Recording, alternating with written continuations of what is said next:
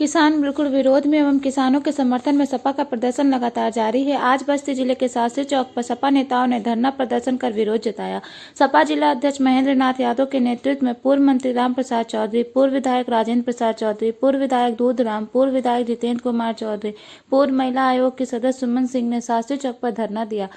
धरने के दौरान सपा जिला अध्यक्ष महेंद्र नाथ यादव एवं पूर्व मंत्री राम प्रसाद चौधरी ने भाजपा की नरेंद्र मोदी सरकार को किसानों की विरोधी बताया और विपक्ष पर जमकर हमला बोला। बाबा चंद्रभूषण मिश्रा साहब आज जो हर विधानसभा से किसान बिरादरी, किसान लोग आज आए हैं, आज अपने हृदय से आपको पांचों विधानसभा लोगों को धन्यवाद देता हूं कि हर लड़ाई में आप लोग के इसे आगे आना चाहिए।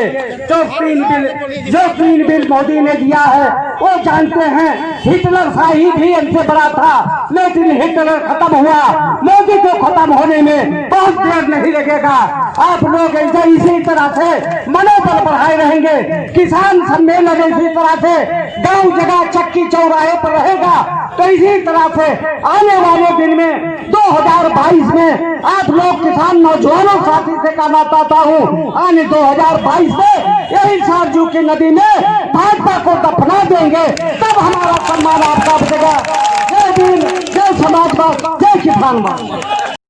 लगातार पूरे भारतवर्ष में किसानों ने आंदोलन को जबरदस्त बढ़िया मजबूती के ढंग से अपने तरीके से चलाया। दिल्ली के चारों तरफ किसानों ने घेर रखा है। और किस बात के लिए? आज काला कानून की बात हो रही है। हमारे निराला जी ने कुछ शब्दों में, उन्होंने कहा कठिन शब्दों में। कठिन शब्द क्या थे? कृषि उपज व्यापार और बाड़ी संवर्धन सरलीकरण। इसका क्या मतलब है? सरलीकरण भाई निराला जी यह है कि पूरे पूंजीपतियों को अधिकार दे दिया गया है, छूट दे दिया गया है, इस कोने से उस कोने से जहां चाहे भंडारण करने कोई रोक नहीं है, कहीं रुकावट नहीं है, भंडारण करने की पूरी छूट हो गई है। लॉलीपॉप ये दे रहे हैं कि किसानों को बाहर ले जाने का मौका है। ये छोटे किसान जो 100 कुंटल 50 कुंटल पैदा करता, क्या बंगाल की मंडी में ले जाएगा? पूना की मंडी में ले जाएगा? नहीं ले जाएगा। दूसरा क्या है? इनका दूसरा कानून है सशक्तिकरण एवं संरक्षण, कीमत आश्वासन एवं कृषि सेवा पर करार। कॉन्ट्रैक्ट फार्मिंग सीधा शब्द है कि अपने पूंजीपतियों को किसानों की जमीन को देना चाहते हैं। किस लिए? खेती के मालिक हो जाएंगे पूंजीपति, और किसान उनकी शर्तों पर, पूंजीपतियों की शर्तों पर बीज लेगा, खाद लेगा, कीटनाशक लेगा और मजदूरी करता रहेगा, और उनकी शर्तों पर ही वो उपज का मूल्य मिलेगा। मैं कहना चाहता हूं, पहले इन्होंने अपने पार्टी की ही बड़े नेताओं का पर कतरने का काम किया, फिर तानाशाही ये नहीं है। आधी रात को तुगलकी फरमान हो जाता है कि आज जो आपके देश में नोट चल रहा है एक कागज का टुकड़ा है। ये तानाशाही नहीं है और क्या है?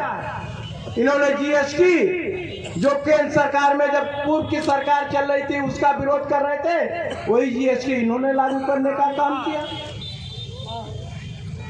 फिर दोबारा ये कह रहे हैं कोरोना के आड़ में कितना झूठ बोलने का काम कर रहे हैं।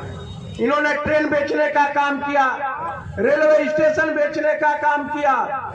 आज आप भाइयों, आप लोगों से किसान साथियों कहना चाहता हूं, आप चले जाइए हाईवे पे, 1 घंटे में सैकड़ों बस क्रॉस करती है, उसमें नहीं कोरोना आता है। ट्रेन में कोरोना आता है। गरीब मर रहा है, जहाँ 1000 किराया देके जाता था आज 5000 रुपया किराया देके जा रहा है अपनी नौकरी के साथ। भारत की सरकार ने जो बिल लाया है तो किसानों को ही नहीं, जो इस देश के गरीब हैं, अभी उनके बीच में सही जानकारी नहीं गई है। जो देश के गरीब हैं किसानों के साथ साथ उनका भी इस कानून से बहुत अहित होने वाला है। आप 11 सूत्री कार्यक्रम को लेकर के हम लोग आज इस धरने पर बैठे हैं और समाजवादी पार्टी का 7 तारीख से लगातार समाजवादी पार्टी के कार्यकर्ताओं ने भारत बंद के समर्थन में, साइकिल यात्रा किसानों के समर्थन में, पैदल यात्रा, तमाम आपने देखा है किस तरह से हमारे पार्टी के अध्यक्ष और उनके हमारे भूतपूर्व विधायक नंदू चौधरी, तमाम लोगों के खिलाफ किस तरह से प्रशासन ने मुकदमा दर्ज करने का काम, शांतिपूर्ण आंदोलन को दबाने का काम, आज भी किसी तरह का परमिशन इस तरह से, जिस तरह से हम एक अपनी मांग रखने का, सभा करने का और उस तरह से परमिशन देने का काम मौजूदा यहाँ के कलेक्टर एसपी ने नहीं किया है। इस तरह का धरना आपने, मैं समझता हूँ काफ़ी लंबे समय बाद इस तरह का ज़मीन पर बैठ के धरना और इस तरह बोलने का, बहुत पहले जब वहाँ कलेक्ट्रेट नेताजी आखिर सरकार की मंशा क्या है? किसान सम्मेलन करेगी। सरकार की मंशा केवल पूंजीपतियों के लिए है, किसान के अहित में है। किसान इससे बर्बाद हो जाएगा, इस देश का किसान अभी समझ नहीं पा रहा, किसान के बीच बात नहीं जा पा रही है। जो ये बिल आया है, ये किसानों को गांव में जा कर के, जिस तरह से अभी हमारे राजा राम जी बोल रहे थे कि इसके सेमिनार करके इसके बीच में जा कर के किसानों के बीच में रखने की ज़रूरत है। जो बिल आया है, एक एक गांव, एक एक कार्यकर्ताओं को लग करके देखना होगा, तब किसान की समझ में आएगा कितना ये अहित करेगा किसान का। भारतीय जनता पार्टी एक तरफ समर्थन में अपना कार्यक्रम कर रही है, आप विरोध में कर रहे हैं। भारतीय जनता पार्टी बिल ले आई है तो समर्थन करेगी।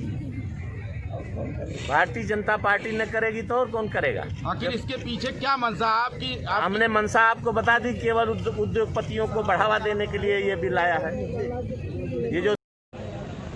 ये हम लोग जिस दिन से लगातार 7 तारीख से अपने राष्ट्रीय अध्यक्ष के आह्वान पे किसानों के आंदोलन के समर्थन पे लगातार धरना प्रदर्शन, कभी पैदल यात्रा, किसी तरीके से कार्यक्रम करने का काम करें, लेकिन लगातार प्रशासन हम लोगों को डिटेन करने का काम करे। आज भी हम लोगों ने इनसे परमिशन मांगा था, परमिशन उन्होंने नहीं दिया।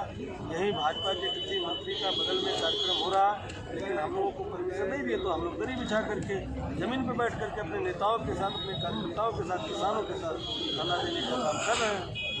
आगे अब किस तरीके से अब लड़ाई चलेगी किसानों के लिए? अभी आज हमने हमारी 11 सूत्रीय मांग है और आगे अनवरत हम अभी अपने नेताओं के साथ बैठ करके रणनीति बनाएंगे।